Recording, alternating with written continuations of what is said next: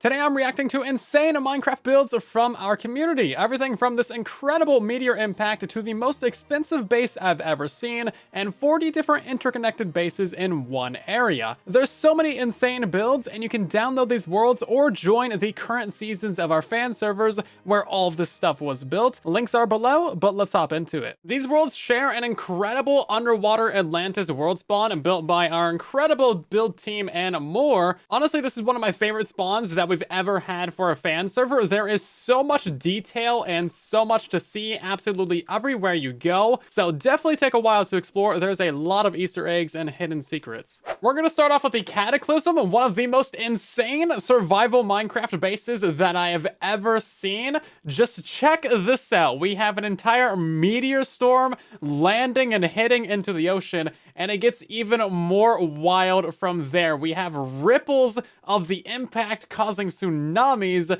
to rain down upon an unsuspecting city. This is actually insanely talented, and I have no idea how they did it. Maroon Spud built this and spent absolutely months working on it. I'm sure you can imagine why. So check out all these dozens of meteorites falling. We have the main central impact site right there, and 3 ripples of waves heading out, and they are just capsizing boats. They are flooding cities. There is tons of details to be seen. We also have smoke trails coming in as well. Here's the main impact site. Boom! And then we get a mushroom cloud from it. It impacted the bottom of the ocean. We got molten rock and magma and lava and all that good stuff. We got these crazy waves. Genuinely just super impressed by these. You can see those little bits of like string, but actually building something like this has got to be insanely frustrating. We also got this guy who looks kind of okay. He's not so bad. This dude over here definitely had his boat capsized, holding on for dear life. And then you can see the tsunami rolling into the nearby city, and there is just hundreds of little details to see all around this place. We got a Saturn rocket taking off, trying to escape the storm. But check out the tsunami though. These water sources are actually like flowing this way. I have no idea how they built this, but all of this was done in survival mode. And you can see that we have a ship here that's also about to be taken over by the tsunami, rolling right up to the edge of the deck here. This is genuinely one of the most insane builds I've ever seen in survival Minecraft, and there's even more stuff here. And if that wasn't enough of a flex, they built a diagonal plane avoiding one of the meteorites. I mean, how do you even think up something like this? That is just crazy. And they didn't just stop here either. This entire mountain is also custom built, and there's another huge build on the inside of it, which would have already been impressive on its own. So inside of the custom mountain is also a custom biome called the Pale Darkness. And this takes up the footprint of the entire mountain, by the way. So check this out. We have a custom pale oak forest in here with like custom white mushrooms, and there's a lot of stuff to see in here, actually. And also, that is a custom-made sky as well, built into the underside of the top of the mountain with a crescent moon in it, which is incredible looking. To give you a sense of scale, look at how much there is. This is designed to be a survival adventure where you can actually run through here and try to survive all the creakings that spawn. So when you download the world, definitely come check this out. It's gonna be pretty fun for you. And of course, the actual runway for the plane has to be animated with redstone torches as well. That's crazy. Attention to detail on this entire city is insane. Look at this one single impact crater right here. This is amazing, with the dirt and the mud flying up everywhere using all of these little candles. Where you go, you're gonna find new things. Like this tree just got obliterated. The Derptopia Nether Hub is this lovely little cityscape with just tons of detail. I wish I could build this style. It is actually so good. There's a ton of stuff to see in here, little dioramas, and a bunch of detail everywhere you look. This guy's got wobbly ears. They even put a whole song into the pizzeria. And of course, they didn't skip out on the nether tunnels either. All of these tunnels go for hundreds of blocks. The amount of time and effort that these people put in is just obscene. It's even got a flamingo. So remember that all of this stuff was done in survival mode, and this is the server's nether fortress farm. It's incredibly huge with a ton of digging, and of course, there's a lot of details to be seen around here. So inside, the hugest skeleton that I think I've ever seen is the actual farm itself. Honestly, this just looks epic, and it's also functional as well. Like, I wish I could do this stuff with my farms. We got another great little farm decoration here. This is a mushroom cow farm with a lovely mushroom on it. This is the power plant from Rumba and Doofus, and there is so many cool details to see around here. I mean, just look at this little creeper mech, and then the inside of here is incredible as well. I actually really like the kind of like circuit board looking details around the outer edges. I actually wanted to do this in my most recent truly bedrock base,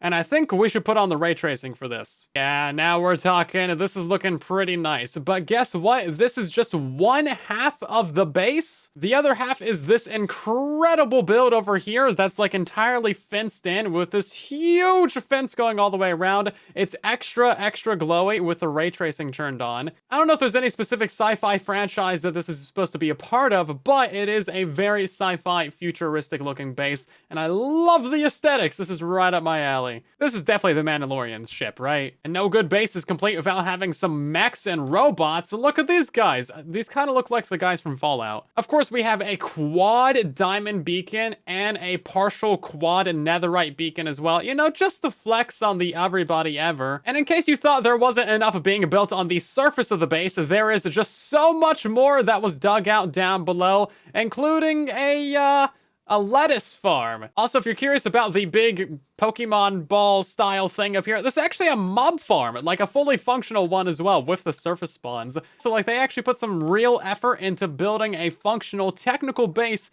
that actually is, you know, aesthetically pleasing as well. Even the wall going around this place is actually just a piston bolt. Somehow they managed to hide this in the decoration of the walls, and I barely even noticed that it's here. And you don't have to have a mega base to build something nice. This is just like a cute, cozy little riverside cabin with the beginnings of a mega project behind it. Don't worry about that. And next to the cozy cabin, we have Fire's a large-scale Aztec base, and right as soon as you get in here, you go through the Nether portal, you're greeted with this, which already must have taken quite a bit of time just to mine that out. So the interior of this base is actually so cool. Not to diss on the exterior or anything. And in the middle here, we have what I love to see, and that is a mirrored room. So we have the beacon up here. It's inverted. It goes down through the mirror, and then the entire upper room is completely flipped around for like the negative version of it. I can see we got the overworld version and then like the nether version of it. And don't worry, it's actually functional as well because that's an iron farm down there.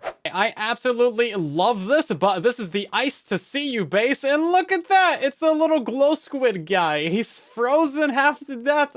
Look at his eye. Oh my god, I love this already, and I haven't seen anything else. So this base is by Mock, and this is pretty much where you enter it. Now, it does go all the way down to bedrock with a ton of different farms and whatnot. And don't worry, there's a very convenient way to get down. You just literally just fall. And then we got bubbleless water columns going all the way down to a bedrock level. Now, of course, my favorite thing here is the gigantic squid, and this is actually a working squid farm. So you can see the left cell of it right there, and then the right cell over there as well. It's also a drown farm too. And we have a powdered snow farm up on top, which is pretty cool, actually. I'm not sure whose this is right now, but this is an incredible, like, oil rig style platform out in the middle of the iceberg fields, and it actually looks so cool. I love the orange on this. It helps that it's also just, like, really well done, and there's a lot of great details everywhere. This is actually a guardian farm, like a fully functioning guardian farm, with this incredible build on top of it. This is Tasha's base, obviously Halo inspired, and honestly, it's really cool, but wait until you see that. Boom! We got a huge spaceship up in the air,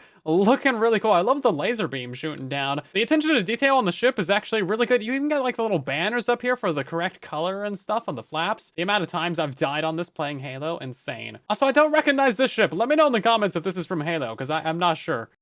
If you like big ships, Old School Coders got you covered with a literal Star Destroyer over here, which is huge. This thing is absolutely massive, and it actually looks really good as well. It's like actually, you know, accurate to the lore. We also have the Death Sphere. Joking aside, I don't think this is the Death Star. Maybe it's like a planet or something. It's some sort of orb. This build really benefits from the bedrock feature of letting light go through slabs because the entire thing is lit up using hidden lighting. Next up is Munchie's Japanese style base up in the mountains, and there is a lot of builds here to explore. I've always wanted to build in this style, but I've never tried. It just seems daunting and overwhelming. But if you can pull it off, it's actually so good looking. I mean, look at all this. It's crazy. There's so many of these buildings. And of course, we have the community gaming district with a ton of fun games in them. We've had multiple events over here. Of course, we got the obligatory ice boat track. We got scoop ball with the armadillos, a build height to bedrock honey dropper that you need to somehow survive falling on it. This game has taken thousands of lives. There's also a functional battleship, a drip leaf spleef arena. There's boat PvP where you shoot crossbow rockets at each other while in boats, and even riptide parkour. There's also some really cool retro style pathways going all the way through the gaming district, and these are actually animated in a bunch of different spots. Yeah, so this one is Tetris, of course. And then you have the actual piece like falling into place on this Tetris map too, which is pretty cool. And then we have Frogger right here, I believe. Honestly, there's just a bunch of these and they're all really cool. Like this one is Mario. This one's actually so cool. So it actually animates the bullets flying and then they explode at the end. These are honestly so cool. Huge props to Fan and Spud for building all these. This is the Pirate Cove base by Rusty Drums, and there is a ton of stuff to see here. This is mostly designed to be walked around and kind of like a shantytown, kind of like pirate movie kind of feel. Look at this tree. It's got composters in it. Please ignore the meteors falling in the background. It's fine. So they pretty much cover the entire vanilla terrain of the area with some sort of build or another. So there's just infinite little nooks and crannies. One of the main attractions, of course, is the giant ship, which I love. I love these style ships. I've just never been able to build one. And of course, we got a great little sea monster down here. A skeleton of it. Very Subnautica feeling. Love it. Okay, this detail is actually so cool, but look at this. We can flick one of these levers right here. That's going to activate all these cannons,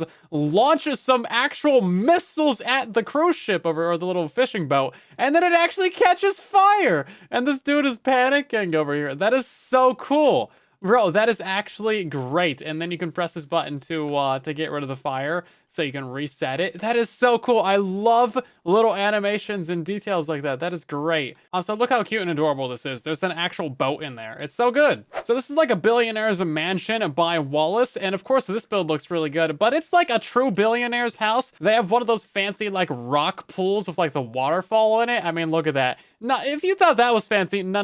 Wait until you see this. They have their own water park with like the spirally like toilet bowl kind of deal where you get flushed down. There's 3 different water slides. This is crazy. And this is Wallace's Guardian farm with ray tracing. This looks so good. It even lights up the clouds like a little bit green. Love this. Straight up my style. Down in here as well, they got the epic lava veins. This took way more effort than you could possibly imagine to clear out this like half circle going all the way around the thing. Wallace also made this really nice end portal room. This is way more work than I've ever put into like any form of portal room. And it's for the end portal, the one that you go to like the least often. Although it's not centered. Why is the portal not under? Oh, that just kind of took down the rating of it for me. It still looks really cool, but like, it's not symmetrical. So this entire area is Wallace's, from the lighthouse to the billionaire's mansion to this trillionaire's mansion, along with the end portal and all of this as well. So not only did they build their own 2 mansions, but they also have their own personal rail line that goes around the entire area. I thought my Minecraft was broken when I rolled up on this, but look at this build from Wi-Fi. This is absurd. Look at how many different ores are in here. This is actually like a really expensive base. There's a lot of diamond ores. This is something that you would only ever see in like creative. So not only did Wi-Fi build here, but Sneaky also built here in the same style. It's spreading. It's like the plague. This server is just full of really fancy nether portals. Check this out. This is like actually a really, really well done flower by Judah. And this is actually their nether portal. I mean, check that. It's crazy looking. And it gets cooler as well. So like it actually loops around and it has this wonderful gradient of the glass that goes all around to the blues and then loops back up and around. Crazy looking.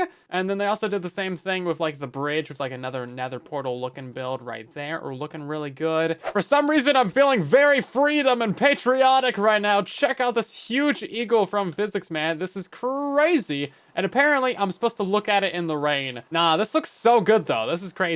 And it's huge on the map as well. Check that out. So that's really just like a set piece for their front line. And this is where they actually live as well. And then they had Kula build them a lovely like hot air balloon with like a crazy crane. And this is actually so cool. I love this. Everything about this is great. And check out this massive build from Kula. We got a couple of dwarves or something with giant hammers guarding the grand entrance. Yeah, they're currently guarding a feudal sea lanterns, but you know, they're very important sea lanterns. Also, these have legit diamond blocks just like in the mohawk there.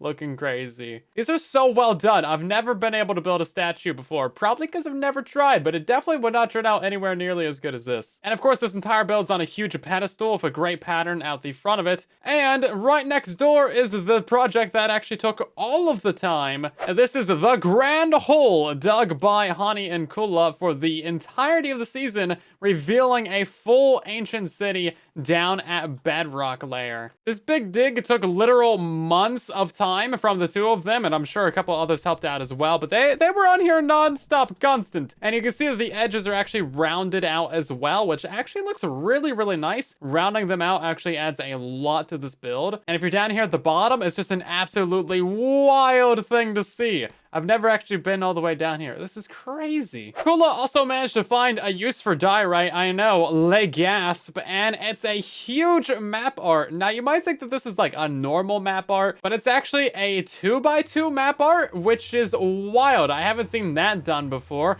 and it looks so good. You can't even tell that it's disgusting, dirty, nasty, horrible diorite. Now, Spud also did another incredible build on the server for the end portal. So you might think that you need to drop down this hole to get to the end portal, and sure, you can do that, but you can also just walk right through over here and see the dragon. Look at that. The end portal is actually inside the dragon's mouth right there. This is an insane build for the end portal, and it also, of course, has custom cave work done all over here, lava put down. Okay, let's drop down the hole and see what happens. Yo, that is a wild reveal. This emergency exit to get out of here, and you can also see the dragon on your way up with the waterless bubble columns.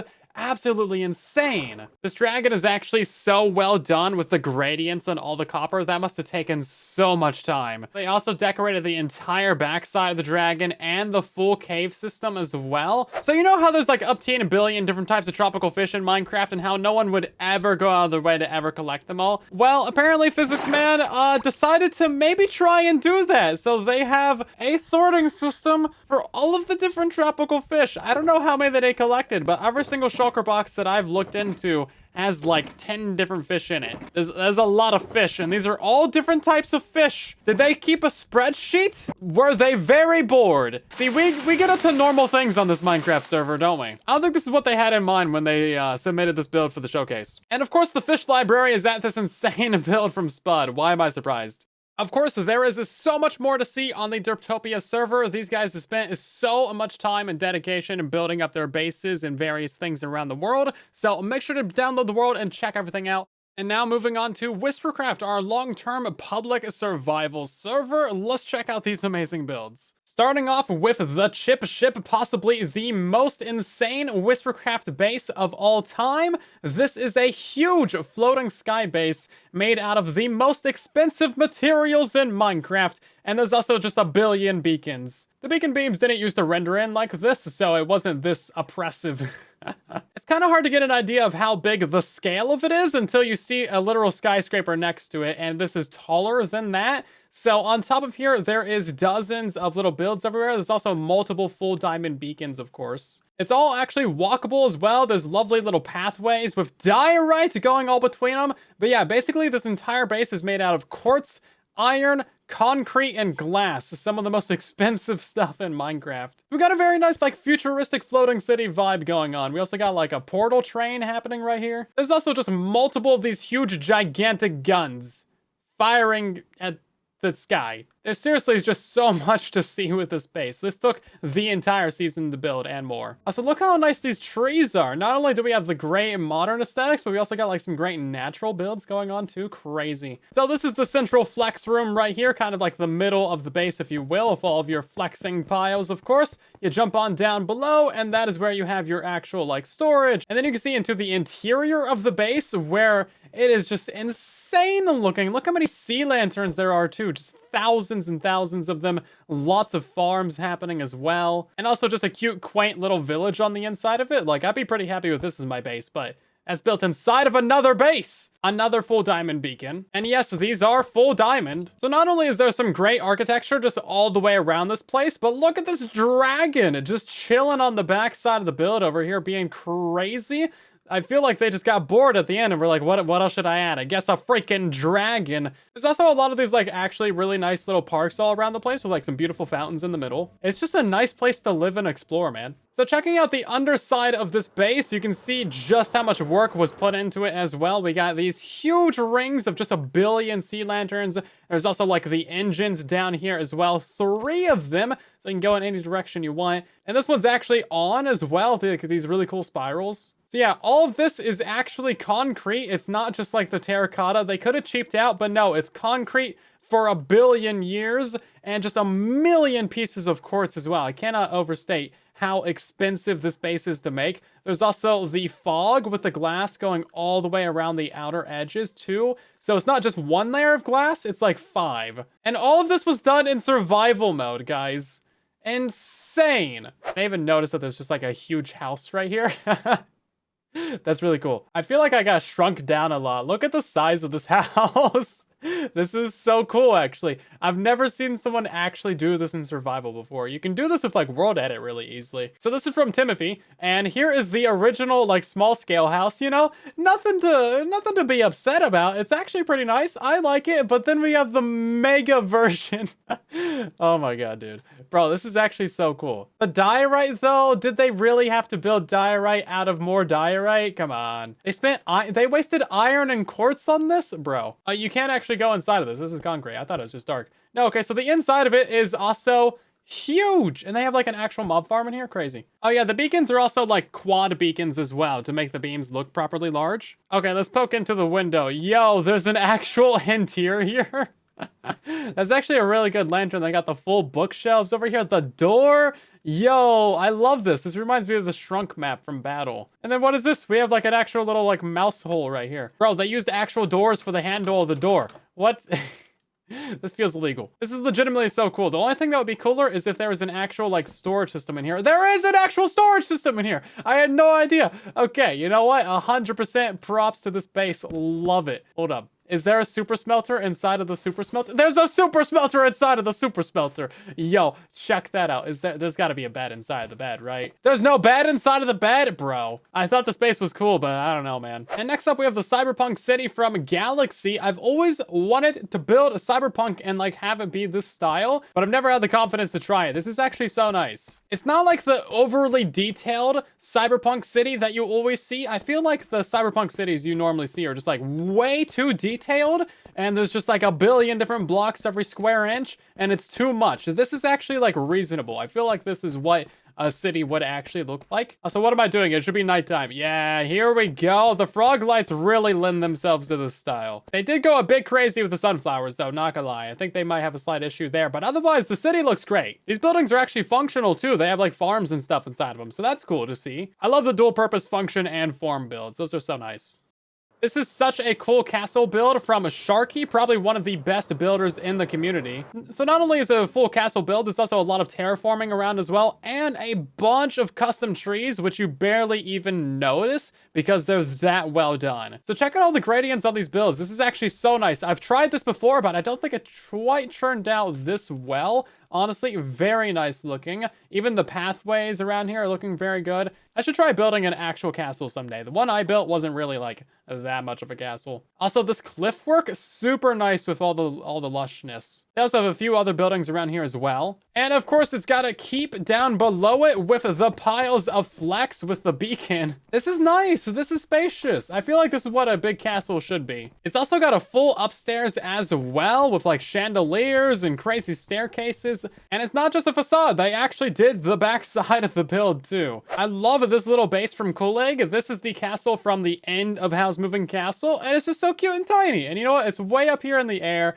And it's all on its loathsome. It's just being cute and adorable. It's actually really well built. So right here we have 4 different starter houses built by 4 different people, kind of making a little bit of their own town, which is pretty cool actually. I love it. I think more people should do that. Check out this lovely base by Frank. This thing is actually pretty huge. We got some great statues out in front of it as well, with Poseidon right there. And then inside of there, who's that? Bro, that's the biggest flex of a statue ever. Love to see it. Got even some little boots on. The pants might be a bit short, you know, my ankles are sticking out there, but look at it, it's so cute. So underneath this entire build is a very, very spirally staircase. I love it. This is also the Library of Alexandria, where Dark Dragon happens to live. And this is such a moody, cool build. I love the floaty candles. This is actually so nice. There's also an upstairs as well, and this is looking great, honestly. I'm not just saying that because there's a giant statue of me above it. This is a restored ancient city base by Liz. Basically, they found an ancient city, were like, yeah, I want to live here, and then they decided to rebuild it and put it all back to how it should be, so it's not all like torn down and ruined and run down. And honestly, it looks really good. I feel like this is about what it should look like if it was, you know, natural and all that. This must have taken so long to actually rebuild the entire thing. And of course, we also have a pet warden because Liz is just obsessed with wardens. Seriously, we need to have an intervention. There's just too many wardens. So most of the server was living in this area, the northwest. There is 37 different bases in this area right here. And you can explore basically all of it with horseback and with the paths that interconnect basically everything. This is Munchie's base, Falling Blossom, with a bunch of help from a ton of different people. But this area is such a cute and quaint little Japanese style village with the cherry blossoms. You can see there's a lot of detail put into all of these builds, and it's just really fun to walk around and explore this. It helps that there's adorable little bees everywhere as well. But yeah, check this out. All these buildings are so well done. I wish I could build like any of these. There's also great path work and foliage and transitions and terraformings, and everything's happening really well put together. Oh my god, it's Jerry. Right next door, we also have a custom built mountain right here, and you can't even really tell that it's custom built unless you look closely. But essentially, it's this entire thing. So if we go and we jump in here, as you can see, boom, there is just a bunch of hollow room. There's a bunch of builds and farms down here as well. This took them actual months to build all of this. And underneath part of that mountain is this huge underground city built by Bo and Fake Arrow, with a few other little houses built by various other members. Now, there apparently is a bunch of secrets and hidden doors and all kinds of things in this area for you to find and explore. But I love this cavern. All the rock work is really good. The lighting is really well done as well. Honestly, just a very nice like dwarven city build. Always wanted to build one of these as well. I love this central building here. It's actually really well done. Yo, this is nice. Even though you live in a cave and you never need sunshine,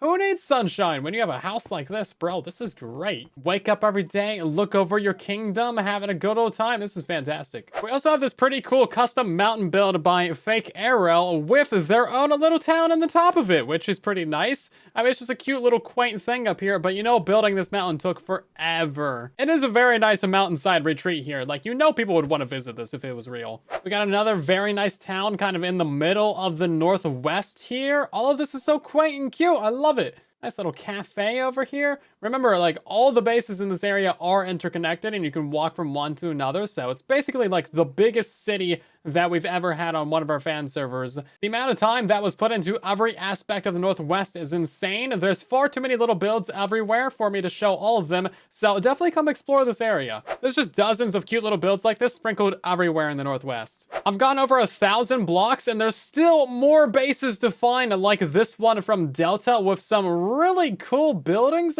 I really like this one, but this one obviously steals the show with the crazy roof. Look at this, man. I could never do this. Even this right here, like a smaller build, I don't think I could ever pull this off. On the other side of that is some even more incredible builds as well. Didn't even notice these. There's even more up here. There's so much happening in this entire area, and there's more bases down here too. This is so fun. Just having neighbors like absolutely everywhere around you. The signposts around here get absolutely wild. Look at this. All these people, and then on the other side, all of these other people. Oh my god. And then we have the Nether hub designed by Mochi, which really matches the design theme of the world spawn. It's basically like a continuation of it. And yeah, they even popped through the Nether roof because they're crazy people on the server. And the tunnels are multi-stacked as well, and that is just so much sand and sandstone. The poor desert man never stood a chance. So the main Nether hub also has this little tiny small Nether hub off of the side of it, you know, just a real small thing, no big deal.